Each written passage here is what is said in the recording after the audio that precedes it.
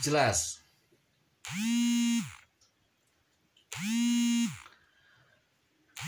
Kalau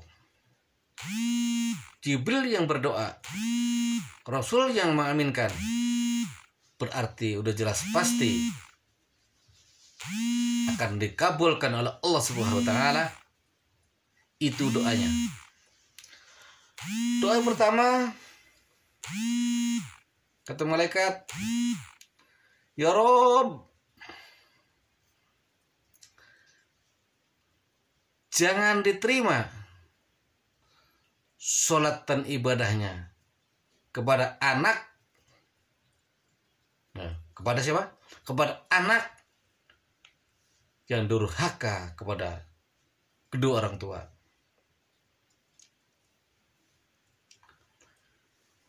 Udah jelas pula kita sebagai manusia yang mempunyai tata krama, bagaimana mungkin kita harus berdosa kepada kedua orang tua? Ingat, seorang bapak untuk membesarkan anak dari pagi sama sore, banting tulang, paras keringat untuk mencari rezeki, untuk mencari nafkah demi anak. Itulah seorang bapak. Kadang saking getolnya untuk mencari nafkah seorang bapak, kadang sampai nggak mandi, kadang sholat pun terlantai, bahkan ada kiranya yang tidak sholat karena untuk mengejar rezeki, untuk mencari nafkah. Itulah kegigihan seorang bapak demi untuk membesarkan anak. Pendek cerita ini, lalu seorang ibu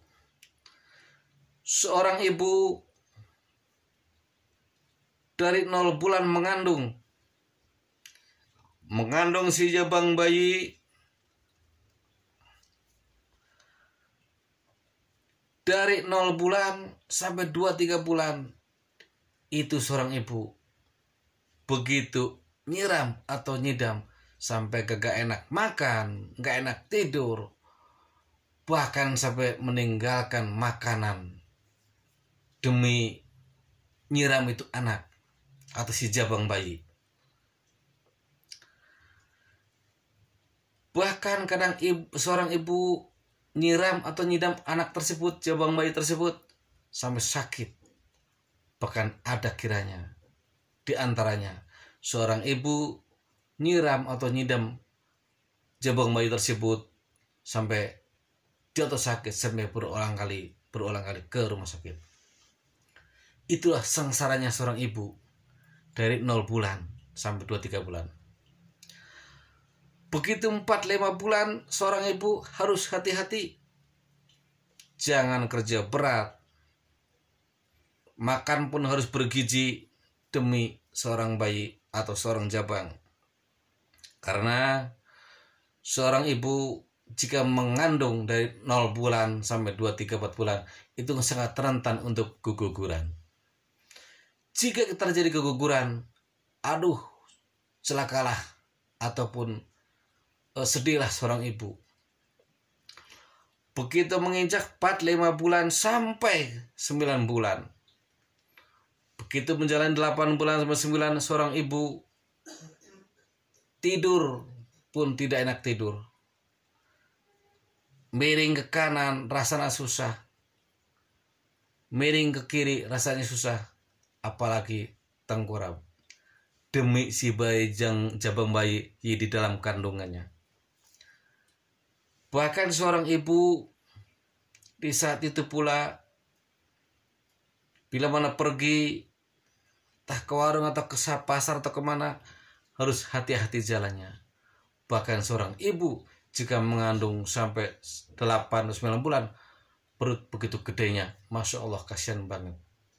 Disitulah masa sih anak harus berdosa kepada seorang ibu.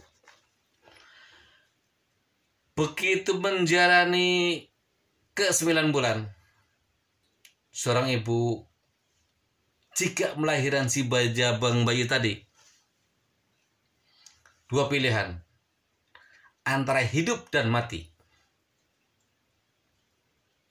Saking beratnya, saking susahnya itu mengeluarkan anak, mengeluarkan jabang bayi. Sekali menghajan, Masya Allah, astagfirullahaladzim, gak keluar. Begitu menghajan kedua kalinya, Masya Allah, astagfirullahaladzim, ya Allah, la ilaha illallah, Muhammadur Rasulullah sallallahu alaihi wasallam, terus, ya astagfirullahaladzim, astagfirullahaladzim, astagfirullahaladzim. Belum juga keluar itu bayi. Sampai kesekian kalinya menghajan, barulah keluar. Begitu keluarnya si jabang bayi, kadang ada di antaranya ibunya tidak selamat, yang selamat oroknya atau si bayinya. Bahkan ada di antaranya ibunya selamat, anaknya nggak selamat. Artinya anaknya jabang bayinya pendek umur di saat melahirkan. Itulah bagaimana ruginya seorang ibu mengandung dari 0 bulan sampai 8-9 bulan, begitu keluar di 9 bulan. Selamat ibunya, tidak selamat anaknya. Makanya di saat ibu itu melahirkan, dua pilihan, hidup atau mati. Jika anaknya hidup, ibunya hidup, dari 0 hari sampai 2, 5, 10, 1 bulan, itu ibunya siang malam sampai kurang tidur. Karena demi kasih sayangnya terhadap bayi, demi kasih sayangnya yang sangat tinggi kepada si anak tadi. Tengah malam jam 12, ibunya baru tidur lelap. Anaknya bangun, tidur kek. Lalu ibunya baru tidur tadi bangun, menyusui anaknya demi seorang anak, demi seorang bayi. Sampai tidur berdua, setelah anaknya disusui sampai ibunya, baru 5, 2 menit, 10 menit ibunya tidur. Ibunya, anaknya. Lalu anaknya menangis lagi. Koa, koa, koa. Lalu bangun. Ternyata si jabang bayi tadi ngompol. Baru tidur 2-3 menit, si jabang bayi, ibunya, nangis lagi ibunya. Ternyata si jabang bayi, anak tadi, buang kotoran alias BAB. Di mana seorang ibu tidur tenang? Di mana seorang ibu tidur nyenyak? Begitu susahnya, sengsaranya seorang ibu demi kasih sayang terhadap anak. Astagfirullahaladzim. Subhanallah. La ilaha illallah, Allahu akbar, la haula wala quwwata illa billahil aliyyil azim. Makanya dengan itu Al-Quran menjelaskan dalam surat Al-Baqarah, wajibnya seorang anak berbakti kepada ibu bapak. Wajibnya seorang anak menghormati kepada ibu bapak. Lalu doa yang kedua, doa malaikat Jibril. Waktu itu kejadian tetap pada 1 Syawal. Doa kedua adalah, ya Rob, kami mohon, kata malaikat, jangan diterima amal sholat ibadahnya seorang istri yang durhaka kepada suami. Doa yang kedua itu, doanya malaikat. Lalu Rasul, amin. Udah jelas pula, kalau malaikat yang berdoa, Rasul mengaminkan. Masa doanya meleset? Masa doanya dikabul? Jelas. Berarti doanya akan dikabul oleh Allah Subhanahu wa taala.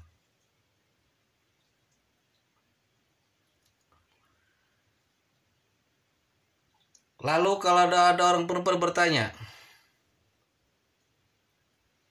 kenapa sih bukan bapak atau bukan suami yang durhaka kepada seorang istri? Karena hadisnya tidak menjelaskan begitu. Tidak menjelaskan. Yang jelas seorang suami sebagai kepala rumah tangga, sebagai presiden rumah tangga, sebagai raja rumah tangga, pimpinan dalam segala pimpinan dalam rumah tangga. Makanya seorang istri wajib patut kepada suami. Karena jelas yang ditanya yang dihijab Allah Subhanahu wa taala bukan seorang istri, pertanggungjawaban dalam rumah tangga adalah seorang suami. Jelas? Seorang suami ditanya oleh Allah Subhanahu wa taala dalam hari yaumul qiyamah, bagaimana pemimpinanmu, bagaimana pemimpinmu dalam rumah tangga sebagai anak istrimu, diajaran bagaimana, itu adalah seorang suami. Dan pula, karena apa seorang istri durhaka kepada seorang suami?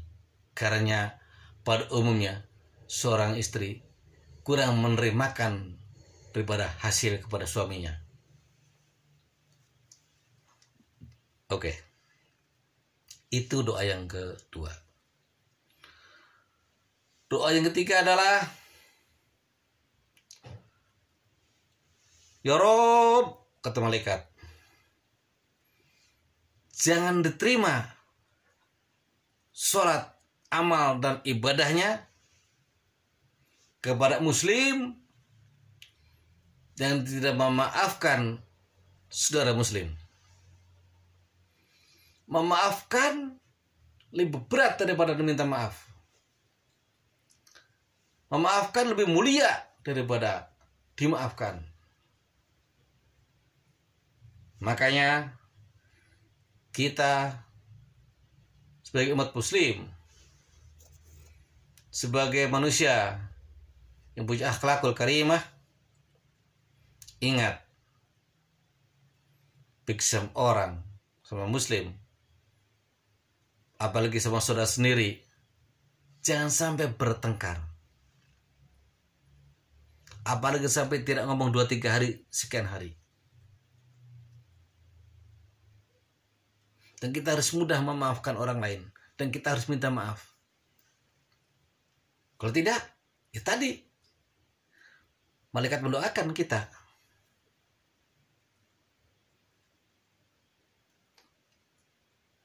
Dengan kata lain,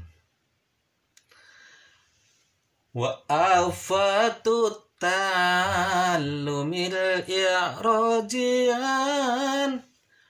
simai mah durika au kurian wa afatut talumil i'rajian simai mah durika au kurian wa afatut lumil i'rajian simai ma durika au kurian wa afatut lumil i'rajian simai ma durika au kurian simai ma durika au kurian. Syarat teman harus akhlak yang bagus.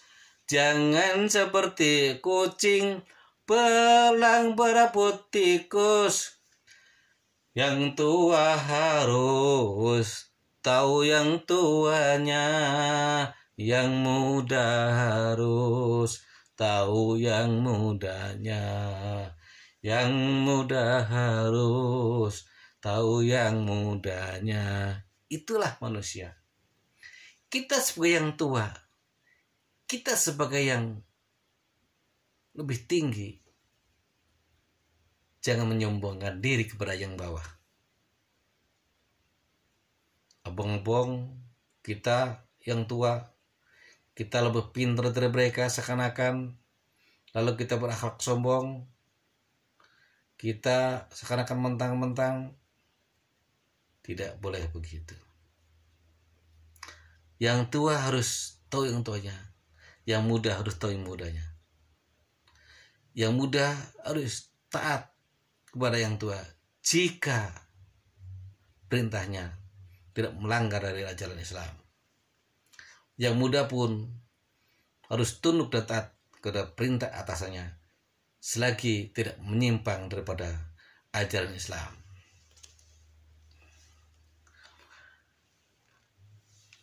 Kembali pengertian yang kedua. Karena itulah seorang istri harus turut tunduk taat kepada perintah seorang suami. Bagaimanapun caranya, dengan situasi apapun, suami adalah kepala rumah tangga. Bahkan pada di zaman Rasulullah SAW, ada satu riwayat, suatu cerita, pada zaman dulu kala ada seorang suami istri. Ini suami istri tinggal jauh daripada pihak kedua orang tuanya, baik orang tua suami maupun orang tua istri. Pendek cerita, seorang orang tua, ibunya atau bapaknya sedang kesakitan, artinya sedang menjalani sakit, bahkan sakitnya udah parah.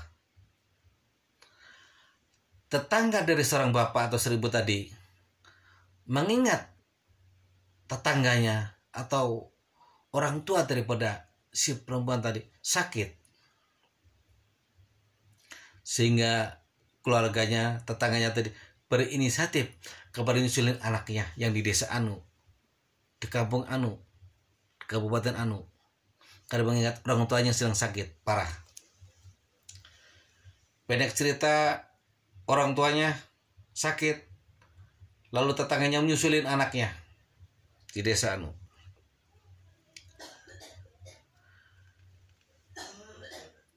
Pada suatu saat ketemu anaknya, anak pada orang yang sakit tadi, katanya nyusulin,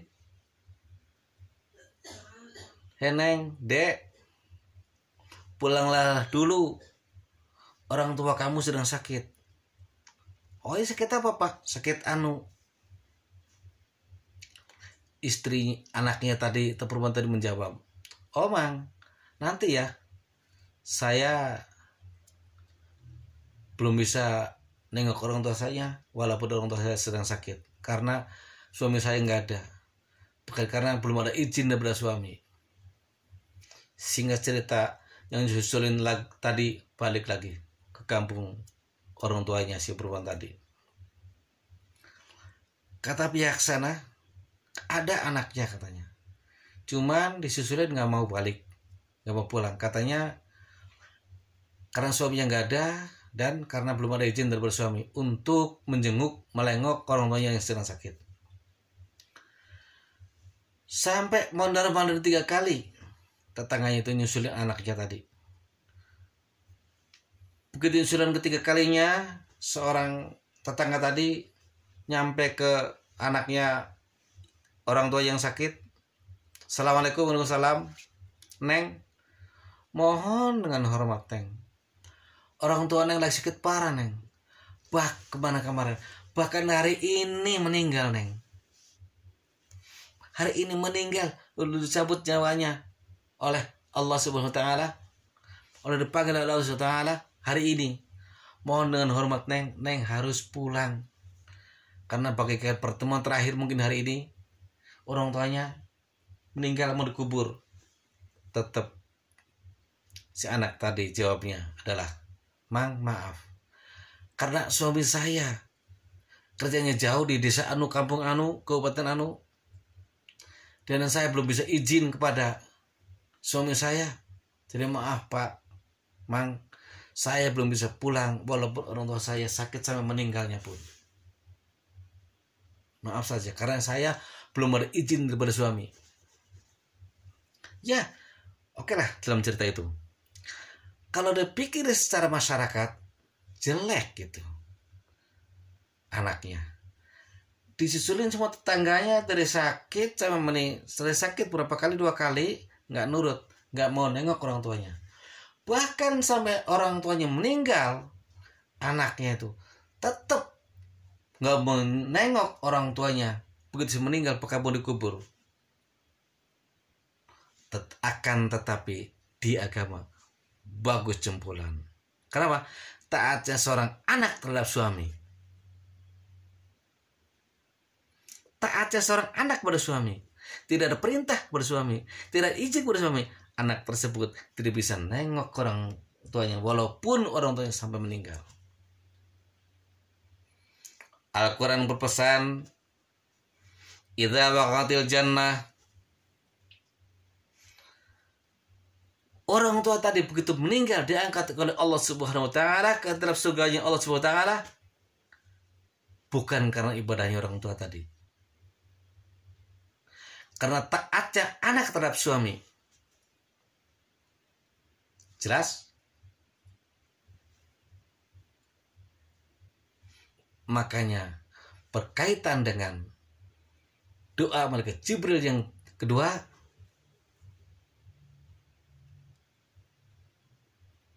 yang jangan kata malaikat Jibril doanya, ya Rob, kami mohon jangan diterima amal ibadahnya seorang istri yang durhaka kepada suami. Nyambung cerita tadi, berkaitan cerita tadi. Seorang anak disulin 3 kali bahkan sampai meninggal orang tuanya, anak tetap tidak nengok, tidak melihat, tidak datang ke orang tuanya, bahkan sampai orang meninggal. Insya Allah dalam Al-Quran, idza waqa'atil jannah, orang tua tadi meninggal diangkat oleh Allah Subhanahu Wa Taala, masukkan ke surga Allah Subhanahu Wa Taala atas taatnya, baktinya, tunduknya, perintahnya kepada seorang suami, karena tidak ada izin kepada suami. Jelas? Nah, itu. Bismillahirrahmanirrahim. La ilaha illallah Muhammadur Rasulullah. La ilaha illallah Syekh Abdul Qadir Waliullah. La ilaha illallah Muhammadur Rasulullah. La ilaha illallah Syekh Abdul Qadir Waliullah. Sekian saja. Mudah-mudahan pendek, cerita pendek, uraian ataupun video ataupun cerita ini ataupun dakwah ini mudah-mudahan bisa manfaat kepada seluruh orang yang membuka channel ini, kepada orang yang mendengarkannya. Semoga bermanfaat dan semoga diridhoi oleh Allah Subhanahu wa taala ilmunya. Billahi taufiq wal hidayah. Waalaikumsalam wassalamualaikum warahmatullahi wabarakatuh.